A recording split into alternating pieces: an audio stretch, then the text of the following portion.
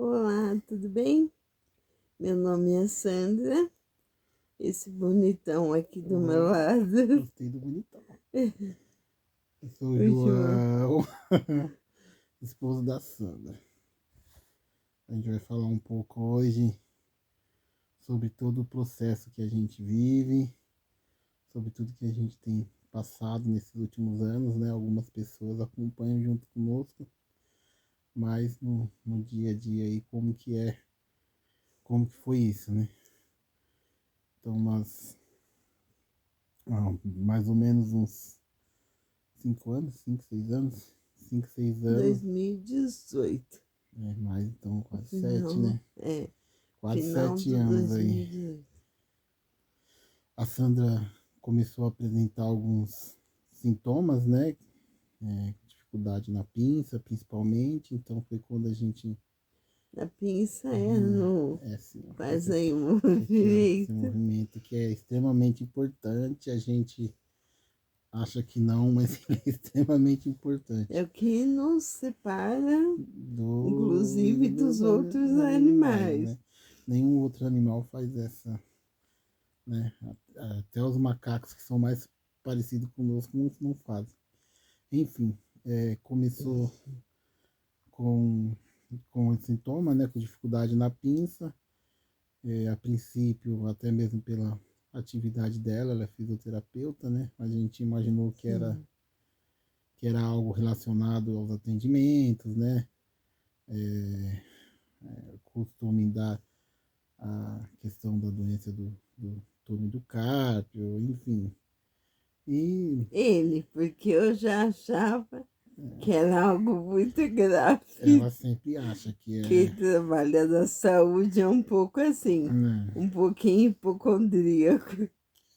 E então iniciou, a princípio a gente só acompanhou, né? Só que foi evoluindo, ela começou com ter um pouco mais de dificuldade, aí depois de um tempo com dificuldade para Escrevi. escrever, dificuldade para dar a partida no carro, segurar a chave, enfim. Então a gente começou a Investigar. investigar aí um pouco mais, fizemos a princípio 2 exames, né? Ela fez uma ressonância. Foi ressonância ou foi tomografia lá Ressonância lá no no Hospital de Heliópolis. Heliópolis. E o médico, o neurocirurgião lá, responsável lá no Hospital Heliópolis, ele disse que pra gente que era um problema no cerebelo. Ele desconfiou, suspeitou de síndrome de... Ai, meu Deus, fugiu o nome agora. Chiari, Isso, que é quando o cerebelo, para quem entende um pouco de anatomia, que é a parte aqui do cérebro que fica atrás, né? que assim, ó. Isso. Ele começa a entrar pro canal medular, né? Fica dentro da coluna, né? Dentro É, da e, coluna vertebral. e aí ele só falou que a gente teria que acompanhar, fazer a A ressonância cada todo 6 meses, enfim. porque É, chegaria num momento que eu teria que operar. isso. Mas em paralelo, logo em seguida, nós também fizemos um outro exame que foi a Eletroneuromiografia, eletroneuromiografia. Isso. E aí nesse exame já apontou uma mielopatia, uma doença da medula. que é no neurônio motor, né? Então aí começou a nossa saga para entender o que estava acontecendo aí. E aí ela começou a evoluir um pouco mais, né? De perder a pinça, ela começou a perder os movimentos, né? Um pouco do movimento do primeiro no braço direito, que evoluiu para o braço esquerdo também. Então a princípio ela tinha um pouco mais de dificuldade e na hora de dirigir também, se tinha um pouco de dificuldade, enfim. Mas continuamos, né? Na batalha aí, ela Sim. continuou trabalhando, a bichinha guerreira. Uhum. Não queria largar de jeito nenhum, principalmente os velhinhos dela. Meus idosos. Ela sempre trabalhou um bom tempo em LPI, né? Só de pensar, eu tenho vontade de chorar. E Saudade então deles. a gente continuou nessa saga aí. Aí conseguimos passar na Fundação Santander, no departamento de doenças raras, né? E aí fizemos mais alguns outros exames lá. A princípio, eles diagnosticaram, no meu ponto de vista, a pior doença que eu poderia ter, que é a esclerose lateral amiotrófica, a ela, né? Que era tudo que eu não queria, porque É, porque eu acompanhei muitos pacientes como fisioterapeuta trabalhando com ela e eu tinha muito medo dessa doença. E aí eu fiz de novo eletroneuro e fiz repetir exames. Só que aí fez. eu fiz um exame que é um mapeamento genético. Esse É, exame demorou 2 anos para sair o resultado.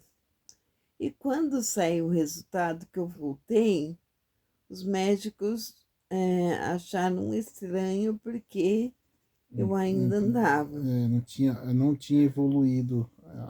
Na verdade, depois de quando a Sandra perdeu assim um pouco dos movimentos do braço, um pouco de dificuldade para andar, ela anda ainda, né, com um pouco de dificuldade, né? Às vezes quando a gente vai Falta para de isso, equilíbrio, quando a gente sai para algum lugar que tem que andar muito, a gente acaba até utilizando a cadeira. cadeira, né? Enfim.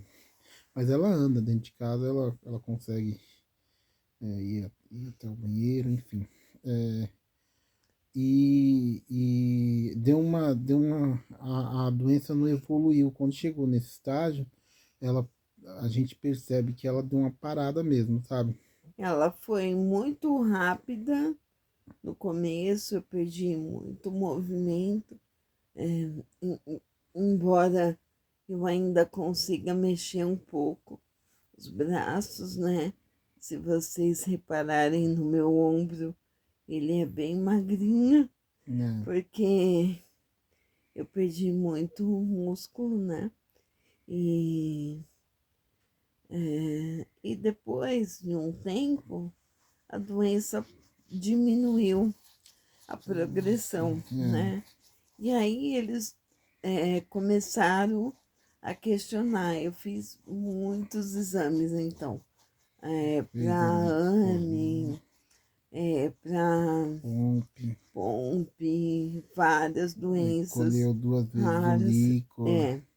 Só que quando eu colhi o líquor, que é aquela punção lombar que você retira o líquido da medula, da primeira vez apareceram proteínas é, num quadro parecido com o que o fisiatra da fundação me falou, parecido com Guillain-Barré, que é uma doença que afeta uma infecção, né, na medula, só que ela paralisa tudo de uma vez, é muito rápida, e depois vai diminuindo e você retorna.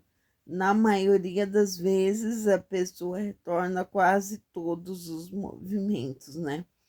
Mas, no meu caso, não estava retornando. Então, eles pediram de novo a punção para Investigar. investigar vírus, bactéria, fungo, qualquer patógeno que pudesse ter atingido minha medula. Mas só que quando eu fiz a coleta, a segunda coleta, já não aparecia mais. Então, os médicos desconfiam que foi uma infecção até simples, que por uma questão emocional,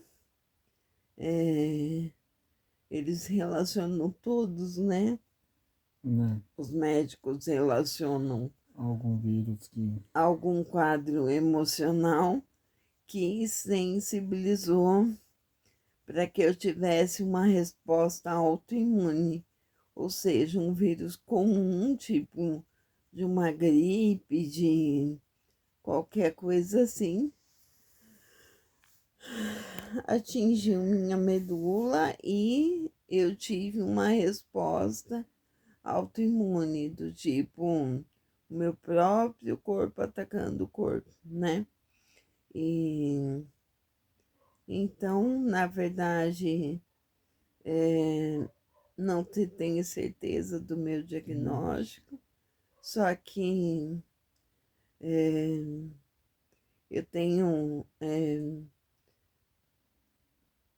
como que se diz, sintomas Sim, muito fortes e muito marcantes, muito fortes, relacionados ao neurônio motor motor. superior e inferior.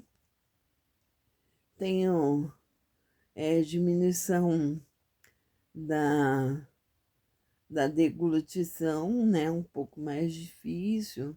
Eu costumava engasgar muito, né?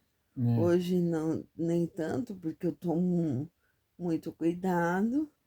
E Questão da voz a também, né? diminuição da fala, né? Uma desarteria, do tipo que deixa lenta a fala, né? Tem dia que eu faço muito esforço para conseguir falar e, e toda a parte emocional que vem com isso, né? Né?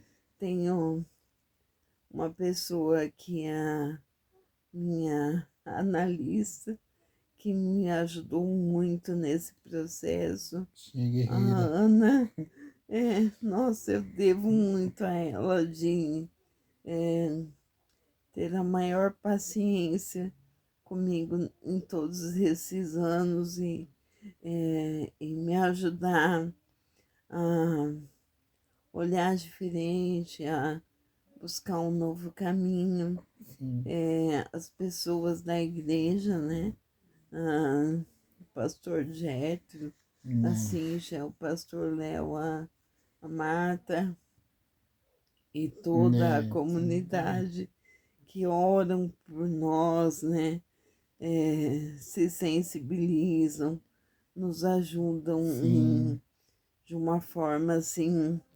Eu vivi um momento muito difícil, muito complicado ministerialmente, né? E, e o pastor Jétero um dia me encontrou numa hamburgueria, né? Do Né? Riacho e veio falar comigo que eu não podia parar, que Deus estava. Ai, fala você que eu fico Na emocionada. verdade a gente encontrou com ele nessa hamburgueria, né? Onde era, na verdade, tinha um ponto aqui da, de Pregação. pregação da Igreja Shalom. E acontecia exatamente nessa hamburgueria, né? E a gente foi lá, uma amiga nossa em comum que conhecia, morava lá do lado, falou, pô, tem uma hamburgueria aqui do lado, que tem um hambúrguer muito bom, e eles fazem uns cultos lá, é bem Todo mundo legal. louvor. Tocam os louvores, os donos lá são da igreja. E aí a gente saiu para ir para comprar um hambúrguer mesmo, né? A gente foi, falou, ah, vamos lá. E aí acabamos conversando com essa nossa amiga e ela falou, ah, vamos lá. E nesse dia tava acabando, na verdade, o culto, né? A pregação. E aí a gente conheceu essa amiga nossa, a Aline, ela chamou né, o pessoal que era dono lá da hamburgueria, o Anderson e a Lorena nos apresentou, enfim. E o pastor Jeto estava lá também. Eu lembro que a gente foi entrar, né, na hamburgueria, porque a gente ia realmente comprar hambúrguer. E o pastor Jeto estava saindo e ele nos foi apresentado, né? Conhecemos lá. E quando ele, a Sandra já tinha uma dificuldade para andar Tava com a perna e tava com a quebrada perna de quebrada. uma queda, de uma das quedas que eu tive. E aí ele estava saindo já, porque a gente estava aqui no Riacho e a comunidade Shalom é lá em São Paulo, né? Ali divisa com Diadema, e ele já estava saindo, já era, acredito que por volta de umas 9 e pouco, quase 10 horas. E ele retornou e falou, ó, eu preciso falar com vocês, a gente precisa conversar porque Deus mandou eu voltar aqui. E aí eu lembro que a gente conversou, falou um pouco da nossa história nós abaixamos as portas da hamburgueria, né? E ficamos ali, foi um momento onde oramos, e o pastor Jetro foi extremamente acolhedor e preciso naquilo que o Senhor tinha é, falado com ele, né? Ouvir a voz do Senhor e reproduzir aquilo que o Senhor queria. E nesse processo a gente estava meio que, como eu posso dizer, desgostoso, né? Com na fé, e a Sandra não queria pregar mais, eu também já não fazia parte do louvor, então a gente estava assim, vamos ficar na nossa, né? Vamos ficar aqui, a gente vai no culto e ouve e vai embora. E aí eu lembro que o pastor Jeto falou para Sandra que ela precisava pregar, ela precisava voltar a fazer aquilo que o Senhor chamou ela para fazer mesmo. E ela questionou, falou, mas eu não sinto mais nada. A palavra para mim, eu posso até escrever, mas eu não sinto mais nada, né? Não me vem inspiração, não me vem. Ele falou, então você vai pregar mesmo sem sentir, mas você vai pregar. E aí ele deu oportunidade para ela, né, de, de pregar no próximo Não culto. consegui falar 20 minutos, Não consegui. porque tem comprometimento pulmonar também, então eu canso rápido, assim, mas foi ele falando assim que a cura viria gradativamente conforme eu fosse fazendo aquilo de novo que Deus tinha para eu fazer, né? E hoje eu falo até estouro o Se horário às deixar, vezes, se deixar, ela obedeço, não para de falar sou mais. tagarela demais e eu tenho me policiado, mas normalmente eu falo 40 minutos, tranquila assim, e, e é uma situação difícil. Eu tenho dois filhos, eles Sim, sofrem muito com a mas situação. sim. Hoje eu acho que menos, né? E Porque até nesse processo todo, né? A família, a gente acaba, né? Ao mesmo tempo que a gente fala, sofreram muito, a gente sofreu muito, mas Ixi, a gente tem os frutos disso, né? Hoje a gente uhum, tem dois filhos que são extremamente maduros. maduros, né, para a idade deles e que tiveram que amadurecer, que são que são pessoas De uma responsáveis, sensibilidade, de uma empatia incrível, assim, né? né? Então, tão Inteligentes, né? charupai, charupai. Amor. Não, É, charamãe, o pai é inteligente de outra forma. não, Mas cada um. puxaram os dois. É, mas É, enfim, a família se transforma, né? Porque sim. a gente tem toda uma preocupação, né? Com O a nosso Sandra, casamento passou por sim, ondas, né? Foi difícil, né? Porque sim, a sim, gente, eu imagino que para o João é difícil ver quem está do lado dele modificando, né? é, Ficando diferente. Eu sempre fui muito ativa em tudo, cozinhava, limpava a casa e trabalhava fora e sempre gostei muito de estudar e de repente, né, não consigo fazer muitas coisas, embora eu tenha lutado ainda. só estudar que ela não parou, né? Não, Ela não para nunca é, também, fiz porque pós-graduação em psicanálise, estou atendendo. Isso me ajuda a me autorregular, porque né, é difícil. A cabeça no final do ano foi a mil, né? né, a gente passou um E, processo bem complicado aí no final do e ano. assim, todo mundo tem uma opinião, todo mundo fala e sobre o que acham. Eu já ouvi que, na verdade, estou fazendo uma